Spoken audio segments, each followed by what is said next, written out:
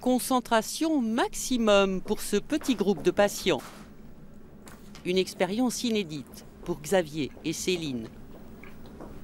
La diététicienne leur a proposé un atelier de dégustation de chocolat. N'anticipez pas vos besoins. Faites bouchée après bouchée. Une consigne qui ne va pas tarder à faire son effet.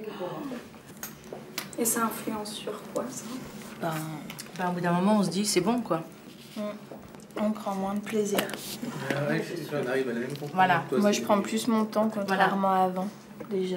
Avant, Puis maintenant...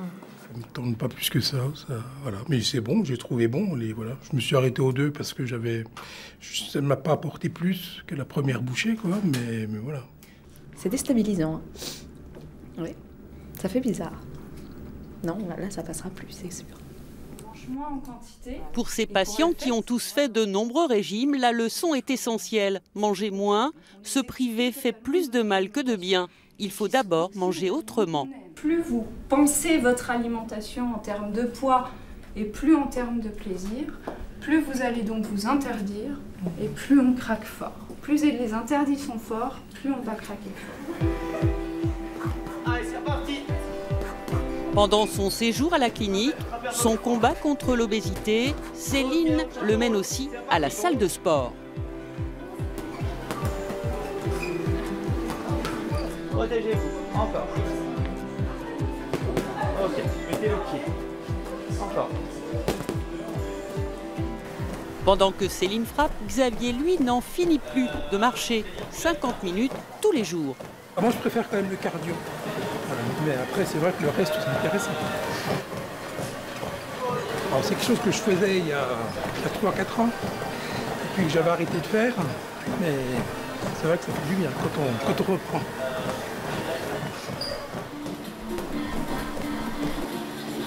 Et Xavier a continué sur sa lancée. Allez. Ok, encore. Allez, on échange, monsieur Gilles.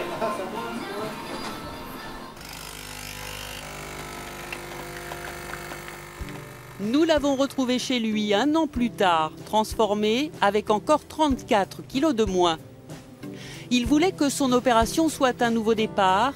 Dès la sortie de la clinique, il a suivi une formation et monté sa société. Mission accomplie, mais Xavier reste conscient du défi qui l'attend. Il faut toujours rester dans ce qu'on s'est fixé en termes d'hygiène de vie, en termes de sport, de façon de manger également. Après, il y a quand même, on va dire, l'intérêt, c'est qu'on a un suivi et je pense qu'il faut pas s'arrêter, il faut vraiment continuer, s'appuyer sur ces personnes compétentes lorsqu'on a des besoins. Céline aussi sait que rien n'est encore gagné, même si l'opération l'a aidée à maigrir beaucoup. Elle a perdu 36 kilos. Alors, comment ça va? Ça me paraît peut-être... À mon avis, il faut tenter la taille en dessous. D'être en accord avec ce qu'on est dans la tête et ce qu'on renvoie dans le miroir, c'est une sensation que j'ai jamais connue, quoi. Un bien-être, enfin, c'est indescriptible. Enfin, je pense que les gens qui n'ont pas été gros ne peuvent pas comprendre ça. Et de se dire, je suis enfin la personne que je suis dans ma tête, c'est génial.